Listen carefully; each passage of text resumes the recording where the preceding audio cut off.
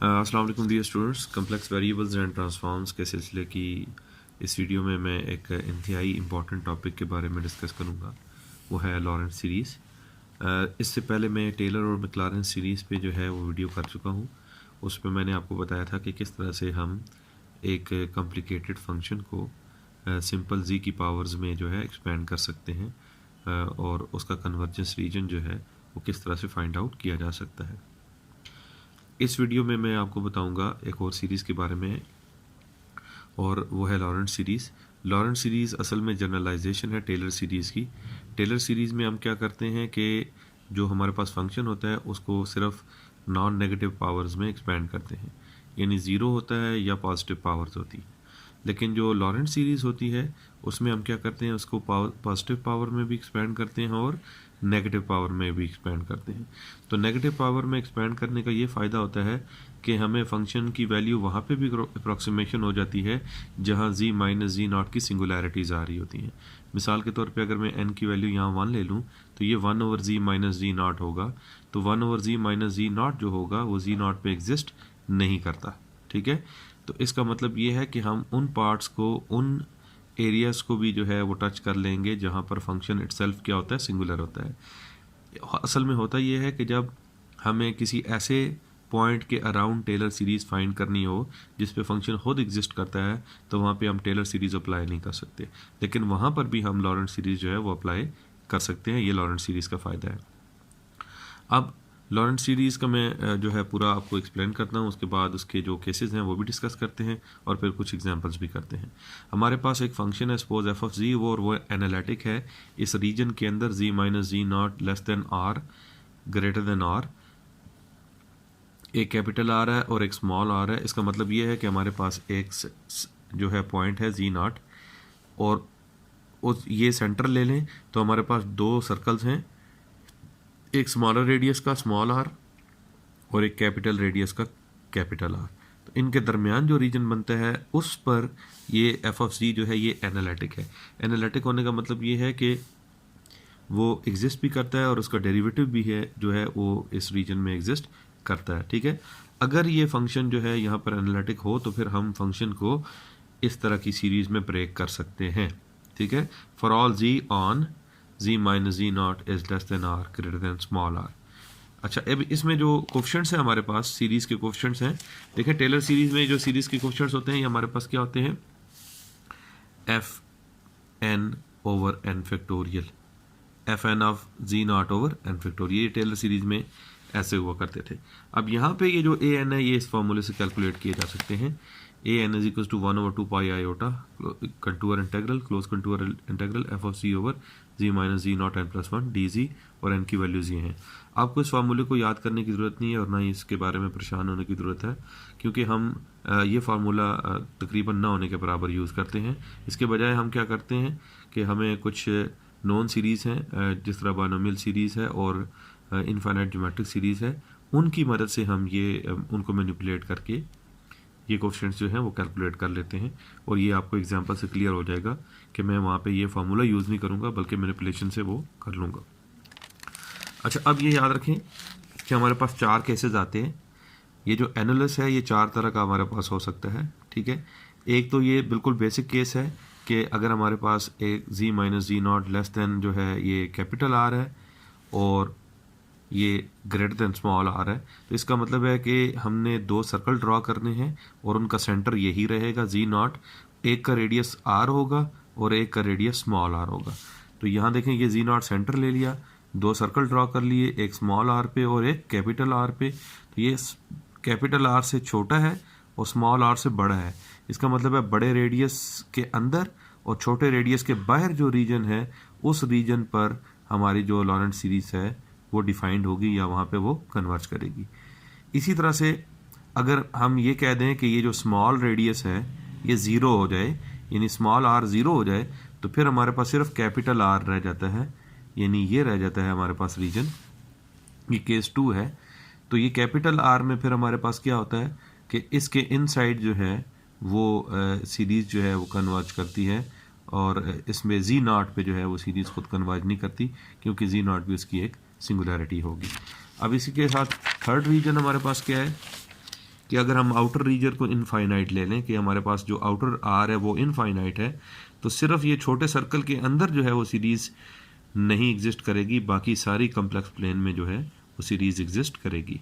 इसी तरह ये कंबाइन भी हो सकता है कि हमारे पास इनर सर्कल जो है उसका रेडियस 0 हो और आउटर सर्कल का रेडियस इनफाइनाइट हो, तो फिर हमारे पास जी नॉट जो है वो आइसोलेटेड सिंगुलैरिटी बन जाती है, यानी उसके आप जितना भी बड़ा उसके ऊपर सर्कल लगाएं उसके अंदर कोई और सिंगुलैरिटी नहीं आती, ये उसकी इकलौती सिंगुलैरिटी रह जाती है। ठीक है, तो ये 4 केसेस हैं और ये 4 केसेस किसकी बेस पे बनते हैं? एक तो सेंटर की बेस पर बनते हैं और फिर नंबर ऑफ सिंगुलैरिटीज़ की बेसिस पे बनते हैं। तो ये जब मैं एग्जांपल करवाऊंगा तो मैं आपको बता दूंगा कि अगर हमारे पास सिर्फ सेंटर ही सिंगुलैरिटी हो तो ये केस बन जाता है, अगर सेंटर के अलावा एक सिंगुलैरिटी और हो तो ये केस बन जाता है। इसी तरह बाकी केसेस बनते हैं हमारे पास, अगर 2 सिंगुलैरिटीज़ हो सेंटर के अलावा तो फिर कंप्लीट एनालिस बन जाता है डोनट की शेप का। तो वो मैं एग्जाम्पल्स में बताऊँगा। कुछ रिमार्क्स हैं इसके ऊपर, वो आपको ये देखना चाहिए कि अगर हमारे पास जो एफ ऑफ जी है वो इनर, ये जो आउटर सर्कल है इसके अंदर जो है वो एनालिटिक हो, तो फिर हमारे पास जितने भी नेगेटिव कोफिशिएंट्स हैं वो हमारे पास क्या हो जाते हैं? 0 हो जाते हैं, और हमारी जो लॉरेंट सीरीज़ है वो रिड्यूस होकर क्या बन जाती है? टेलर सीरीज़ बन जाती है। इसका मतलब ये है कि जी माइनस जी नॉट लेस देन आर के अंदर, यानी ये जो बड़ा सर्कल है इसके अंदर कोई भी सिंगुलैरिटी नहीं आ रही। जब इसके अंदर कोई सिंगुलैरिटी नहीं आ रही इसका मतलब है कि फंक्शन यहाँ पर क्या है? एनालिटिक है, और जब वो फंक्शन यहाँ पे एनालिटिक है तो उसकी कोई सिंगुलर पार्ट नहीं होगा। इसका मतलब है लॉरेंट सीरीज जो होगी वो सिर्फ क्या होगी? इसका कोई सिंगुलर पार्ट नहीं होगा, तो लॉरेंट सीरीज सिर्फ एनालिटिक पार्ट पर बेस करेगी, और वो एनालिटिक पार्ट जो होता है वो टेलर सीरीज ही होता है। अच्छा, उसके बाद जो सेकेंड रिमार्क है वो ये है कि अगर हमारे पास जो सेकंड रिमार्क ये कि जो एनालिटिक पार्ट है वो कन्वर्ज करता है किस में? ये एनालिटिक पार्ट है हमारे पास, ठीक है, जिसमें सिर्फ हमारे पास नॉन नेगेटिव पावर्स हैं, यानी ये मैं यहाँ पे ले लेता हूँ n 0 से लेकर इन्फिनिटी तक है, तो ये नॉन नेगेटिव पावर्स हैं, तो ये हमारे पास इनर सर्कल के अंदर ही कन्वर्ज करता है। और जो प्रिंसिपल पार्ट है ये a minus n z minus ji naught power minus n वाला, और n equal to 1 to infinity तक जाता है ये। तो ये हमारे पास क्या है? ये सिर्फ कन्वर्ज करता है जो हमारे पास आउटर सर्कल है, इनर सर्कल है, उसके बाहर कन्वर्ज करता है। और जब इन दोनों को हम कंबाइन कर देते हैं तो फिर हमें ये कन्वर्जेंस रीजन जो है वो एनालिस की टाइप का मिलता है, क्योंकि देखें इस रीजन में क्या करता है? सिंगुलर पार्ट एनालिटिक होता है, सॉरी कन्वर्ज करता है, और इस पार्ट में क्या होता है? वो हमारे पास एनालिटिक पार्ट जो है कन्वर्ट करता है। तो एनालिटिक और सिंगुलर दोनों पार्ट जब मिल जाएं तो फिर हमारे पास वो इस रीजन पे कन्वर्ज करते हैं। अब इसको जो है एक्सप्लेन करने के लिए मैं आपके सामने कुछ एग्जांपल्स रखता हूँ, और उन एग्जांपल्स को देखें। सपोज ये हमारे पास एग्जांपल्स हैं कि determine all possible Laurent series for each function. F of G हमारे पास है 1 over G minus 2 around z equals to G naught, यानी इसका जो सेंटर है वो z इक्वल्स टू 0 है, और यहाँ पे एफ ऑफ जी जो है वो 1 ओवर जी माइनस 2 है, और इसका जो सेंटर है वो हमारे पास 1 है, ठीक है, अराउंड z इक्वल्स टू 1। तो यहाँ पे देखें सेंटर और है, यहाँ पे सेंटर और है, और एक्सप्रेशन जो है वो हमारे पास क्या है? सेम है। तो इसके लिए हम देखते हैं कि किस तरह का रीजन बनता है और हम उसको किस तरीके से सॉल्व कर सकते हैं। लेकिन इसको करने से पहले जो है वो कुछ चीज़ें हैं जो हमें पता होनी चाहिए। प्रीवियस नॉलेज है वो मैं यहाँ पे आपको जो है एक दफ़ा दोबारा बता देता हूँ कि हमारे पास जो बायनोमियल सीरीज़ होती है, बायनोमियल सीरीज़ किस टाइप की होती है? 1 प्लस एक्स पावर n, और ये इक्वल होता है 1 plus n x plus n into n minus 1 divided by 2 factorial x square plus n into n minus 1 divided by 3 factorial x cube up to so on. अब ये जो x है ये हमारे पास क्या होना चाहिए? ये इस इनइक्वालिटी के अंदर होना चाहिए, यानी -1 और 1 के दरमियान होना चाहिए, तभी जो है वो इसको क्या करता है? सेटिस्फाई करता है। क्योंकि ये जो नंबर्स होते हैं इनकी ये ख़ास बात होती है कि इस इंटरवल के अंदर जो नंबर्स होते हैं उनकी जितनी पावर्स लेते जाएं वो नंबर वो और छोटे होते जाते हैं। इसका मतलब है कि पावर 4 बहुत छोटी होगी, 5 उससे छोटी होगी, तो इससे आगे हम पावर्स को क्या कर सकते हैं? निगलेक्ट कर सकते हैं। अगर वो इस रीजन में लाई नहीं करता तो फिर हम ये सीरीज़ नहीं लिख सकते। अब अगर इस रीजन में लाई करता है तो हम क्या कर सकते हैं कि उसको इस सीरीज़ में कन्वर्ट कर सकते हैं और उन्हीं लाइंस पे हम 1/1 माइनस जी को देखते हैं। तो 1/1 माइनस जी जो है ये 1 माइनस जी पावर -1 हो जाएगा और इसको ओपन करके हम लिख लेंगे 1/1 minus z equals to 1 plus z square plus z cube up to so on. और यहाँ हमारे पास देखें ये हमारे पास n equals to 0 to infinity z power n जो है ये किसकी इक्वल होता है 1/1 माइनस जी। ये रिजल्ट जो है ये बार बार जो हम आगे क्वेश्चंस एग्जांपल्स करेंगे उनमें बार बार यूज़ होगा, इसलिए आपको इसका आइडिया होना चाहिए कि ये 1/1 माइनस जी जो है ये इसकी इक्वल होता है बाइनोमियल सीरीज से। सेम रिजल्ट जो है हम ज्योमेट्रिक सीरीज से भी कर सकते हैं। हमारे पास जो सम ऑफ ज्योमेट्रिक सीरीज होता है, सपोज हमारे पास एक ज्योमेट्रिक सीरीज है a plus a r plus a r square plus a r cube up to so on, और यहाँ पे भी शर्त यही है कि हमारे पास जो r है वो -1 और 1 के दरमियान हो। तो फिर हम क्या कर सकते हैं, जो इनफाइनाइट सम है वो हमारे पास किसके इक्वल होता है a/1 माइनस आर के इक्वल हो जाता है। ठीक है, और इसका मतलब ये है कि हमारे पास समीशन an और n starts from 0 to infinity ये इक्वल होता है 1 माइनस आर के इक्वल। तो अगर मैं a r n की जगह यहाँ पे जी n रख दूँ, यानी हमारे पास अगर a 1 हो जाए, ठीक है, और r की जगह z आ जाए और z के ऊपर ये कंडीशन सेटिस्फाई हो रही हो, तो यही जो है हमारे पास किसकी इक्वल होता है 1/1 माइनस जी की इक्वल होता है।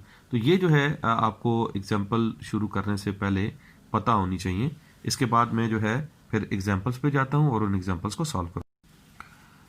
अब मैं एग्जांपल्स की तरफ आता हूँ। तो एग्जांपल्स वही हैं, determine all possible Laurent series for each function. हमारे पास दो फंक्शन हैं, f of ji equals to 1/z-2 और उसका जो सेंटर है लॉरेंट सीरीज़ का वो जी इक्वल्स टू 0 पे है, और दूसरे में फंक्शन वही है लेकिन जो सेंटर है वो जी इक्वल्स टू 1 पे है। तो अब इसमें मैं आपको बताऊँगा कि आप रीजन्स किस तरह से ड्रॉ करते हैं और फिर आगे सीरीज़ को किस तरह से मैनिपुलेट करके फाइंड आउट करते हैं। तो सबसे पहले मैं फर्स्ट क्वेश्चन लिखता हूँ कि जो एफ ऑफ जी है वो है हमारे पास 1/z-2, ठीक है, और हमारे पास जो सेंटर है वो z इक्वल्स टू 0 है। तो अगर मैं इसको ड्रॉ करूं तो z इक्वल्स टू 0 जो है वो यहाँ पे आ जाएगा और 1, 2 जो है वो यहाँ पे आ जाएगा। अब आप देखें कि इस फंक्शन की z इक्वल्स टू 2 जो है वो इस फंक्शन की सिंगुलरिटी है। सिंगुलरिटी का मतलब है z इक्वल्स टू 2 पे ये फंक्शन एग्जिस्ट नहीं करता, तो इसलिए इस पर वो एनालिटिक नहीं हो सकता। तो इस सर्कल के जो बाउंड्री है उसके ऊपर वो फंक्शन खुद एनालिटिक नहीं है। तो हमारे पास दो रीजन रह जाते हैं, एक है इनसाइड दिस सर्कल और एक है आउटसाइड दिस सर्कल। अब सेंटर को छोड़ के हमारे पास एक सिंगुलरिटी हो तो यहाँ एक ही सर्कल बनता है, और सेंटर को छोड़ के अगर दो सिंगुलरिटीज़ हो तो हमारे पास दो सर्कल्स बनते हैं, यानी फिर हमारे पास वो डोनट वाला केस बन जाता है। तो उसमें हम देखते हैं एक इनसाइड द सर्कल, फिर एक इनसाइड द डोनट और फिर एक आउटसाइड द डोनट। अब यहाँ पे क्योंकि सर्कल एक ही है तो हमारे पास दो ही रीजन आएंगे, एक आएगा इनसाइड दिस सर्कल और एक आएगा आउटसाइड दिस सर्कल। अब आपको पता है कि हमारे पास जो सर्कल की इक्वेशन होती है वो क्या होती है, z minus ji naught equals to r, ठीक है, r जो होता है वो रेडियस होता है। अब यहाँ पे हमारे पास क्या है z माइनस 0, क्योंकि सेंटर क्या है 0 है और 2 है रेडियस, तो z मॉड इक्वल्स टू 2 है। तो ये वो सर्कल है जो मैंने प्लॉट किया है, और आप देखें हमारे पास सिंगुलरिटी भी क्या है 2 है। तो मैंने इस सर्कल को क्या रखा है, डॉटेड रखा है, क्योंकि ये एक सिंगुलरिटी से पास करता है। तो अब हमारे पास दो केसेस आ जाएंगे। जब मैं लिखूंगा z minus ji naught is less than 2 तो वो इसके इनसाइड आ जाएगा।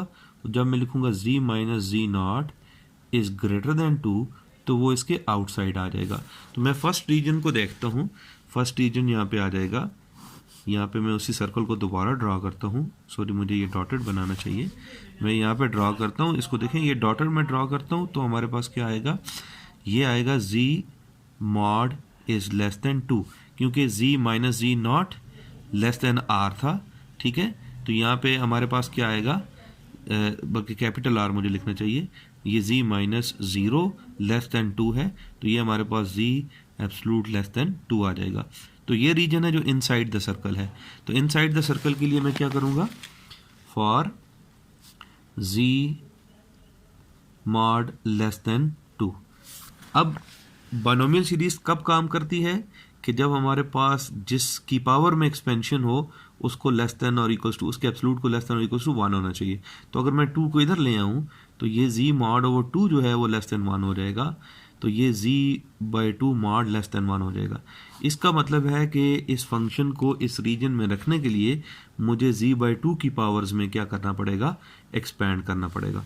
तो मैं f ऑफ z को लिख लेता हूँ और फिर उसको इस तरह से मैनिपुलेट करता हूँ कि वो z/2 की पावर में जो है एक्सपैंड हो जाए।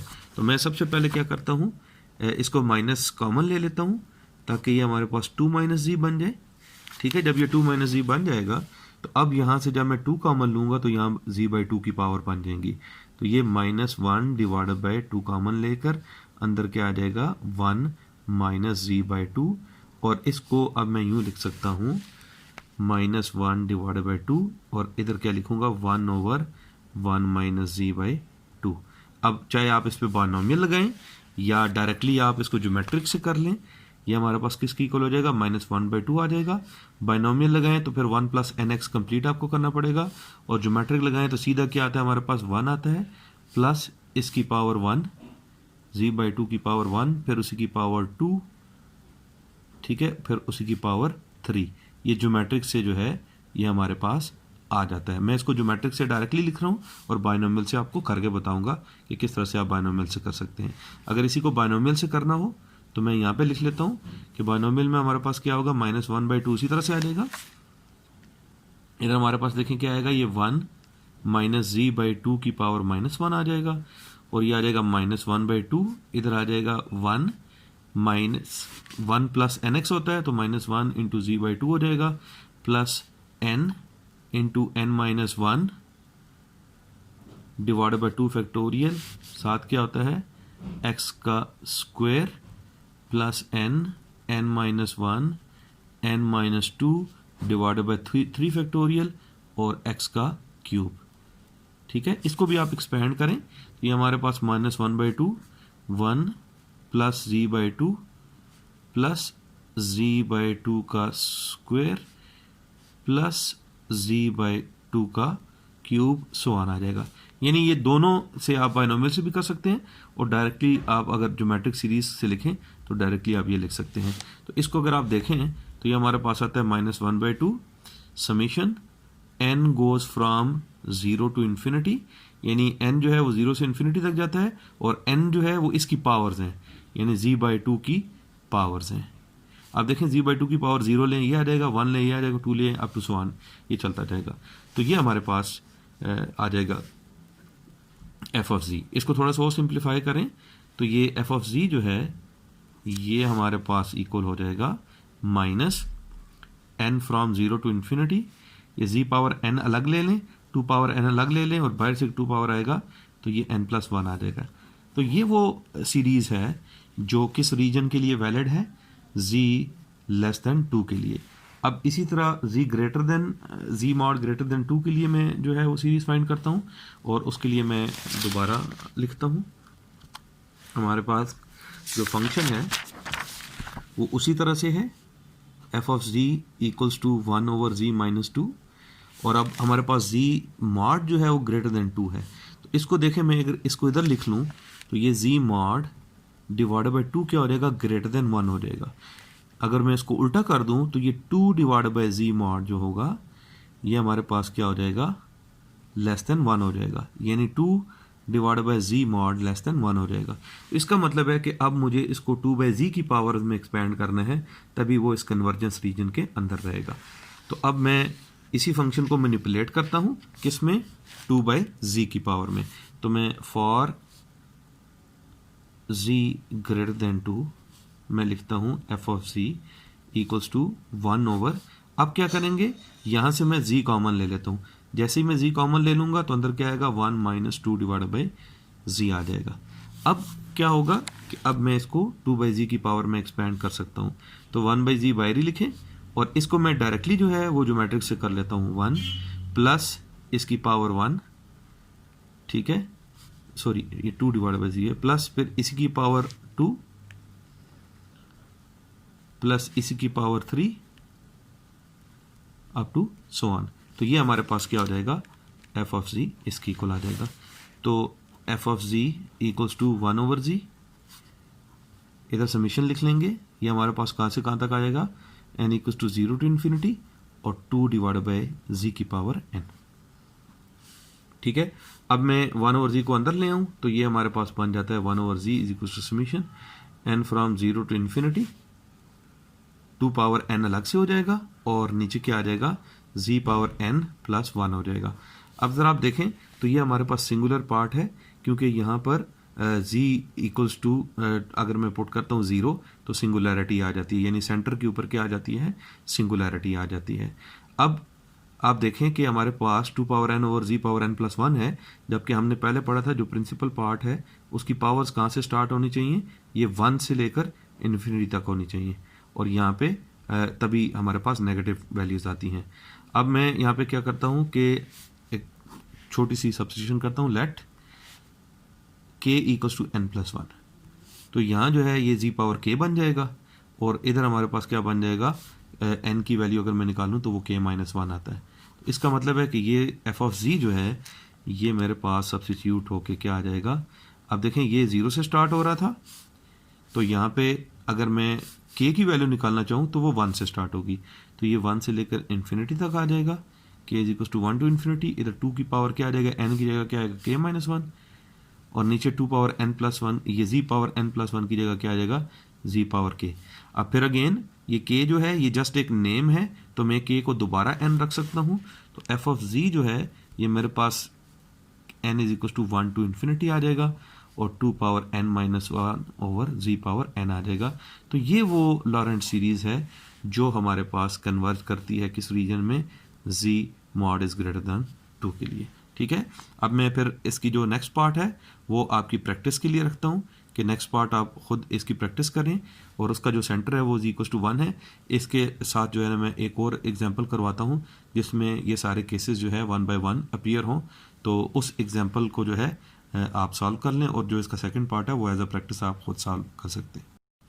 अब मैं एक ऐसी एग्जांपल लेता हूँ जिसमें ये केसेस जो है वो सारे आए, और वो एग्जांपल मैंने लिखी है कि हमारे पास जो एफ ऑफ जी है वो किसकी इक्वल है, -2z plus 3 divided by z square minus 3z plus 2, और इसका सेंटर भी जो है वो 0 है।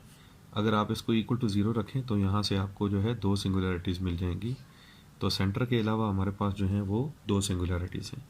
तो इस तरह का जब भी आपके पास एक्सप्रेशन आए तो पहले आप क्या करें, उसको पार्शियल फ्रैक्शन से जो है तोड़ लें, ताकि आपको पता चले कि आप उनको किस तरह से लॉरेंट सीरीज़ में जो है वो ब्रेक कर सकते हैं। तो मैं यहाँ पे इसको पहले लिखता हूँ कि मेरे पास -2z प्लस 3 जो है divided by z square minus 3z plus 2 जो है, इसको अगर मैं फैक्टर आउट करूँ तो ये मेरे पास आ जाएगा -2z plus 3 divided by z minus 1 z minus 2। ठीक है, और इसको पार्शियल फ्रैक्शन में डिवाइड करने के लिए मेरे पास क्या होगा कि मैं इसको लिख सकता हूँ a divided by first factor plus b divided by second factor. जब मैं इसको एलसीएम से थ्रू आउट मल्टीप्लाई करूँगा तो जो नेक्स्ट मेरे पास आएगा वो आएगा -2z plus 3 equals to z minus 2 जो है वो a के साथ आ जाएगा, और z माइनस 1 जो है वो b के साथ आ जाएगा। तो अब मैं जो है बारी बारी इनकी वैल्यूज़ रखता हूँ। ठीक है, अगर मैं वैल्यू रखता हूँ z इक्वल्स टू 2, तो इसका मतलब ये है, सॉरी पहले मैं z इक्वल्स टू 1 रख लेता हूँ, दिस इम्प्लाइज यहाँ पे आ जाएगा 1, इधर क्या आएगा, ये जो z माइनस 2 वाली टर्म है ये आ जाएगा a, ठीक है, बल्कि -a, और इधर हमारे पास क्या आएगा 1 माइनस 1 0 हो जाएगा, तो यहाँ से -a इक्वल्स टू 1 यानी a इज इक्वल्स टू -1 आ जाएगा, a की वैल्यू आ जाएगी। अब मैं z की वैल्यू जो है यहाँ से लेता हूँ 2, तो z इक्वल्स टू 2 रखूँ तो मेरे पास क्या आ जाएगा, ये 0 हो जाएगा, और यहाँ से 2 माइनस 1 जो है ये 1 भी, और इधर मेरे पास क्या आएगा, ये -4 प्लस 3 आ जाएगा, तो -1 इक्वल्स टू b आ जाएगा, यानी b की वैल्यू भी क्या आ गई, -1 आ गई। तो अब मैं इसको ब्रेक करके लिख सकता हूँ कि -2z plus 3 divided by z square minus 3z plus 2 equals to a की जगह हम लिखेंगे -1, तो ये आ जाएगा -1 ओवर z माइनस 1, और दूसरा क्या आएगा -1 ओवर z माइनस 2। अब ये जो है ये ब्रेक होके इसके इक्वल आ गया। ठीक है, तो अब हम क्या करेंगे कि हम इसको यूँ ले लेते हैं कि ये फर्स्ट है और ये हमारे पास सेकंड है, ठीक है। तो पहले हम देखते हैं कि कौन कौन से रीजन्स हमारे पास बनेंगे। अब देखिए हमारे पास जो सिंगुलैरिटीज़ आई हैं वो दो आई हैं सेंटर को छोड़ के। तो हमारे पास सेंटर जो है वो 0 0 पे है, तो पहला सर्कल जो है वो 1 पे बना देते हैं और जो दूसरा सर्कल है वो 2 पे बना देते हैं।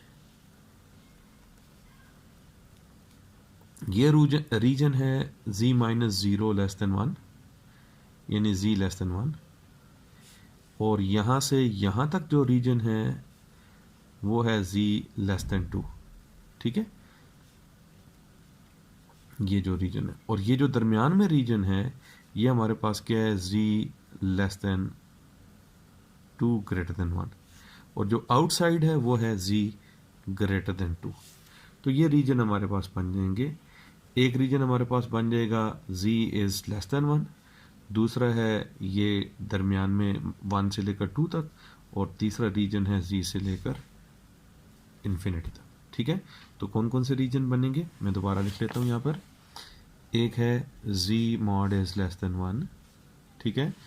दूसरा है z mod is between 1 and 2, और तीसरा है z mod is greater than 2। तो अब इन तीनों रीजन्स के लिए हम 1 बाय 1 जो है इनकी वैल्यूज़ जो है वो फाइंड आउट करेंगे।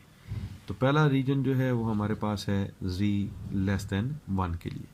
तो z लेस देन 1 के लिए देखें हमारे पास यहाँ पे है 1 ओवर z माइनस 1। तो मैं पहले लिखता हूँ माइनस 1 ओवर z माइनस 1 को, इसको मैं लिख सकता हूँ 1 ओवर 1 माइनस z, ठीक है। तो इसको मैं किन किन रीजन्स के लिए कर लेता हूँ, z एब्सलूट लेस देन 1 के लिए भी कर लेता हूँ और z एब्सलूट ग्रेटर देन 1 के लिए भी कर लेता हूँ बारी बारी। तो पहले मैं z एब्सलूट लेस देन 1 के लिए करता हूँ। तो लेस देन 1 के लिए आप देखें z एब्सलूट अगर हमारे पास लेस देन 1 है तो हम इसको z की पावर में ब्रेक करेंगे। तो ये हमारे पास क्या आ जाएगा, ये डायरेक्टली आ जाएगा 1 plus z squared plus z cubed up to so on. तो ये माइनस 1 ओवर z माइनस 1 जो है ये इक्वल टू आ जाएगा summation n goes from 0 to infinity z power n। तो ये तो हमारे पास आ गई, सपोज इसको मैं इक्वेशन 1 कह देता हूँ। इसी तरह जब z ग्रेटर देन 1 होगा, ठीक है, मैं इसको यहाँ से काट देता हूँ ताकि यहाँ लिख दूँ फॉर z ग्रेटर देन 1। तो z ग्रेटर देन 1 का मतलब ये है कि हमारे पास 1 ओवर z जो होगा उसका मॉड लेस देन 1 हो जाएगा। तो हम इसको 1 ओवर z की पावर्स में ओपन करेंगे।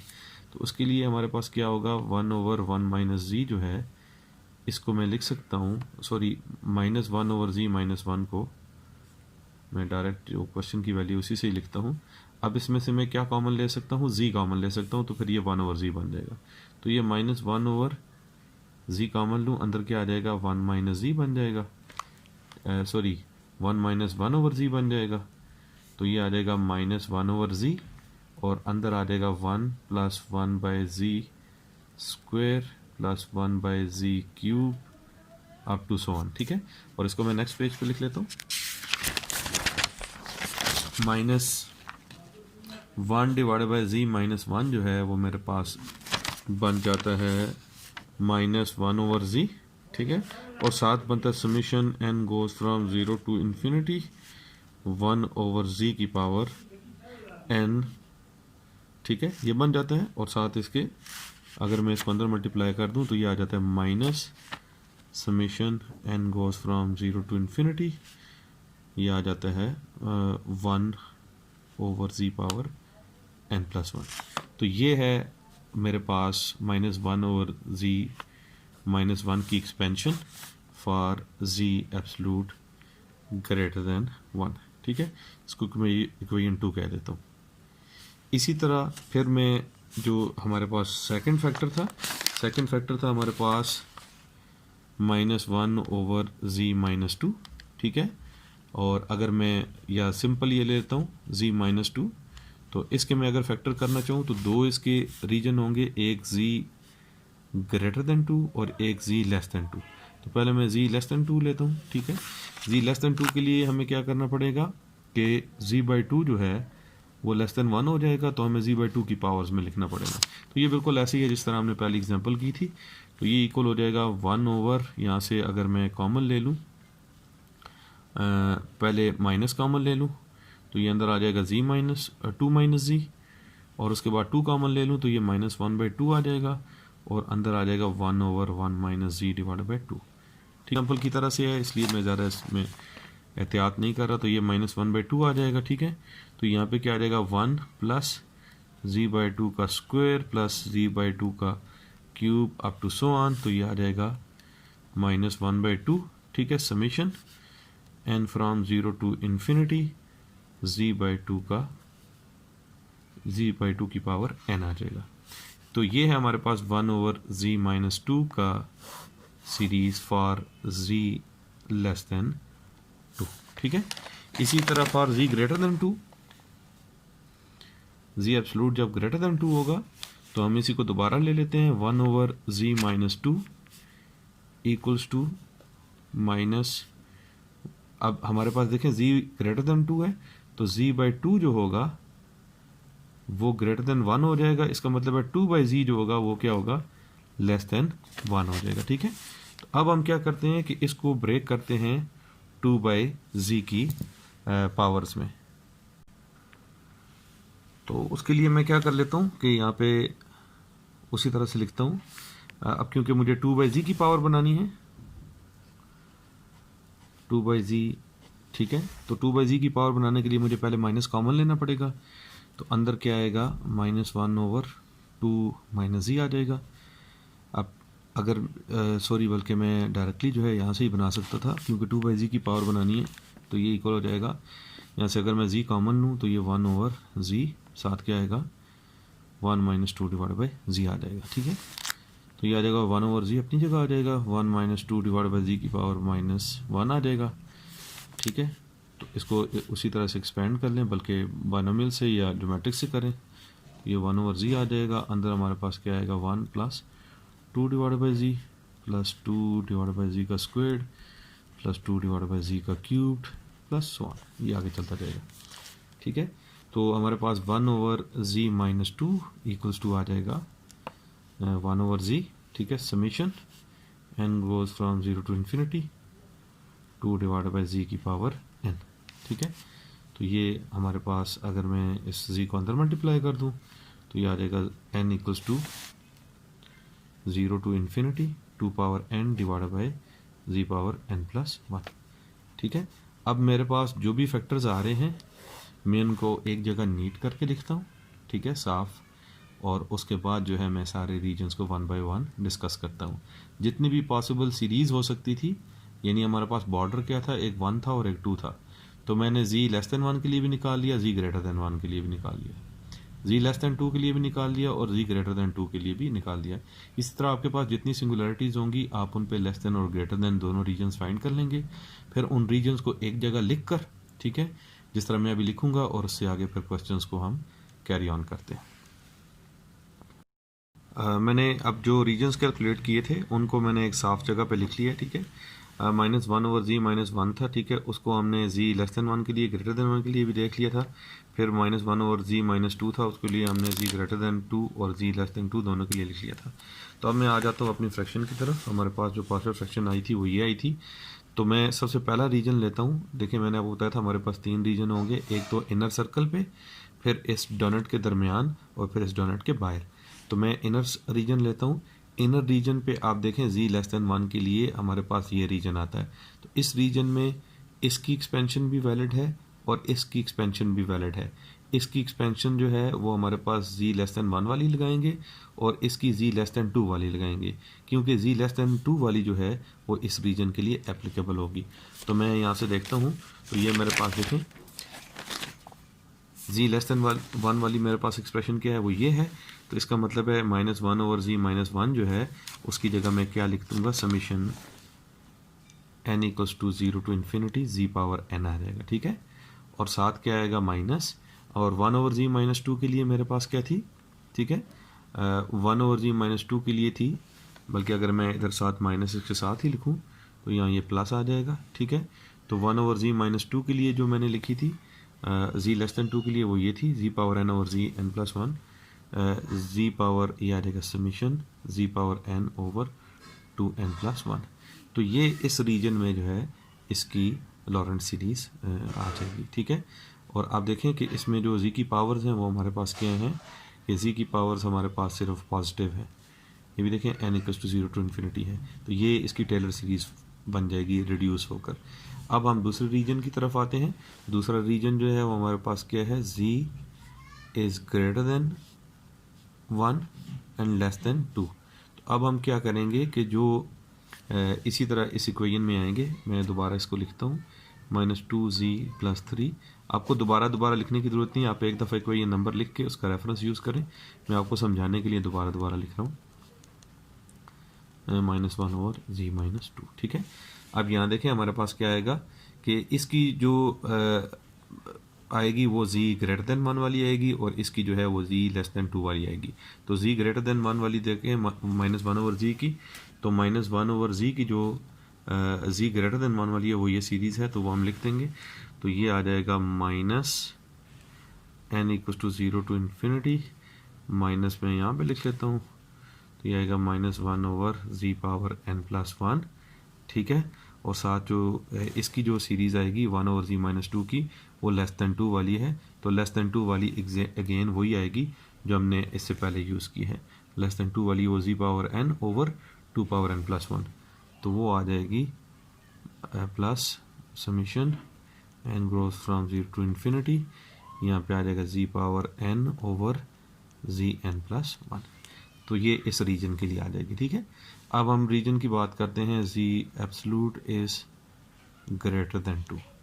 अब जब हम ग्रेटर देन 2 की बात करते हैं तो इसमें फिर हमारे पास क्या आएगा कि हमारे पास जो इसकी सीरीज़ आएगी वो भी ग्रेटर देन 1 वाली आएगी, और इसकी जो सीरीज़ आएगी वो कौन सी आएगी, ग्रेटर देन 2 वाली आएगी, ठीक है। तो उस रीजन में वो क्या करेंगे, उस फ्रैक्शन को सेटिस्फाई करेंगे। तो मैं दोबारा लिखता हूँ -2z + 3 divided by z - 1 z - 2, ठीक है, इक्वल्स टू, यहाँ पे अब हम क्या लिखेंगे, देखें हमने जो रीजन करना है वो z ग्रेटर देन 1 करना है, तो z ग्रेटर देन वाली ये सीरीज़ है -1 ओवर z - 1 की, तो वो मैं लिख दूंगा। वो मेरे पास आएगी समीशन n = 0 to ∞, मेरे पास आ जाएगा -1 ओवर zn+1, ठीक है। और साथ इसकी जो सीरीज़ लिखूंगा उसके लिए मेरे पास क्या आएगी, वो z ग्रेटर देन 2 वाली लिखूंगा। तो z ग्रेटर देन 2 वाली ये थी, तो ठीक है, वो माइनस है तो इसको वो माइनस करके summation n from 0 to ∞ 2 power n over zn+1 आ जाएगा, ठीक है। तो अब ये मैंने तीनों सीरीज़ इसकी निकाल ली हैं तीनों रीजन के लिए। ये रीजन इसके लिए, ये इसके लिए, ये इसके लिए।